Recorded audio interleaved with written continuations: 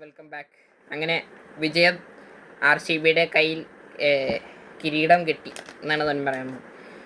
ഇതൊരു രണ്ടാം വിജയം. ഇത് ഒട്ടും പ്രതീക്ഷിച്ചില്ല. രണ്ടാമത്തെ പ്രാവശ്യമാണ് RCBയുടെ ഒരു കപ്പടിക്കൽ. ആദ്യം പഞ്ചാബിനായിട്ട്, ഇപ്പോൾ ഗുജറാത്തിനായിട്ട്. നല്ല ഇടിയും മഴയൊക്കെ ആയിരുന്നു ഇന്നലെ. ഫോണിലാണ് ഞാൻ കണ്ടത്, TV യിൽ കണ്ടില്ല. എന്തായാലും കളി ഒരു ഗംഭീര മാച്ച് തന്നെയായിരുന്നു. അത് പറയുകയാണെങ്കിലും തുടങ്ങിയ ഫസ്റ്റ് ടോസ് ഇട്ട RCB ബാറ്റിങ്ങിന് പറഞ്ഞയച്ച ഗുജറാത്തിൽ ആരും വലിയ പ്രകടനം നടത്തിയിട്ടില്ല ബാറ്റിങ്ങിൽ. പ്രത്യേകിച്ച് പറയുന്നത് ശുഭ്മാൻ ഗിൽ കുറച്ചൊക്കെ അടിക്കാൻ നോക്കി. അപ്പോൾ ആദ്യം ആ 8 റണ്ണായപ്പോൾ ഒരു ക്യാച്ചായി എന്ന് പറഞ്ഞപ്പോൾ അത് നോക്കിയപ്പോൾ അത് ക്യാച്ചല്ലായിരുന്നു.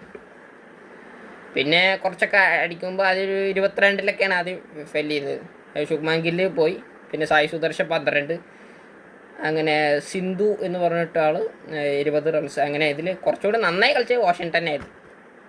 ബ്രില്യൻറ്റ് സെഞ്ചുറി ആയിരുന്നു. അപ്പോൾ അങ്ങനെ 155 റൺസ്, അങ്ങനെ 8 വിക്കറ്റ്, 156 റൺസ് മാത്രം ജയിച്ചാൽ മതി നമുക്ക് ഇവിടേക്ക് RCBക്ക്. പക്ഷേ RCBയിൽ പ്രകടനം നടത്തിയതെന്ന് പറയുമ്പോൾ വിരാട് കോഹ്ലി മാത്രമാണ്. വിരാട് കോഹ്ലിയും വെങ്കേഷ് അയ്യർ, ഇവർ രണ്ടാളാണ് കുറച്ചുകൂടെ നന്നായിരുന്നു. വെങ്കേഷ് അയ്യർ 32 റൺസ്, വിരാട് കോഹ്ലി 75 റൺസ്. എന്തായാലും ആ കിങ്ങിൻ്റെ ലെജൻഡിൻ്റെ കയ്യിലാണ് ഈ വിജയം, ഈ കപ്പ് കൊടുത്തതെന്നാണ് പറയാം. അമ്മാതിരി അടിയാണ്. 6ഉം 4ഒക്കെ അടിച്ച് കൂട്ടി തകർക്കുകയാണ്. കോഹ്ലി ബാക്കിയുള്ളവരൊക്കെ ഔട്ടാവും. കുനാൽ പാണ്ഡ്യ അങ്ങനെ ഒരു റണ്ണ്, അങ്ങനെ കുറേ പേര് ഇങ്ങനെ കുറച്ചായിട്ട് ഔട്ടായി. ഇവർ രണ്ടാളാണ് പിന്നെ RCBയിൽ കളിച്ച 2 ബാത്തിയുള്ളൂ. ഇവർ രണ്ടാളും നന്നായി കളിച്ചു. പിന്നെ ഡേവിഡൊന്നും അത്ര പോരാ, 24 റൺസൊക്കെ എടുത്ത് ഔട്ടായി. 4 കോഹ്ലി അടിച്ചു കൂട്ട 6.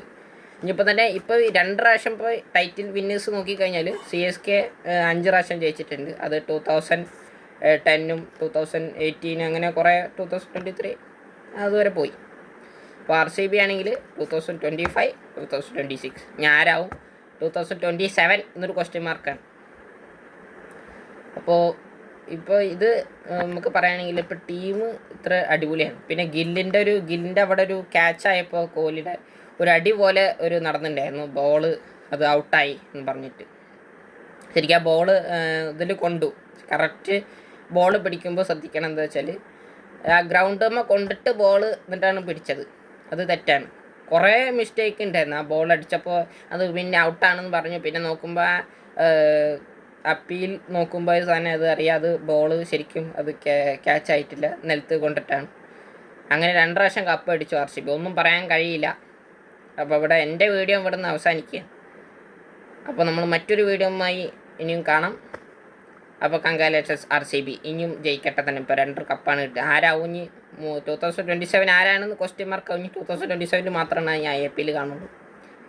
ഇപ്പോൾ ODIസും 2020സൊക്കെയാണ് വരിക. ഇനിയിപ്പോൾ അഫ്ഗാനിസ്ഥാനായിട്ട് മാച്ച് ഉണ്ട്. പിന്നെ ടെസ്റ്റ് 2020. അപ്പോൾ ഇത്രയൊക്കെ തന്നെ പറയുള്ളൂ. വീഡിയോ ഇഷ്ടപ്പെട്ടാൽ ലൈക്ക് ചെയ്യാൻ, സബ്സ്ക്രൈബ് ചെയ്യുക. മറ്റൊരു വീഡിയോയുമായി കാണാം. അതൊരു കിട്ടിയത്. Good bye.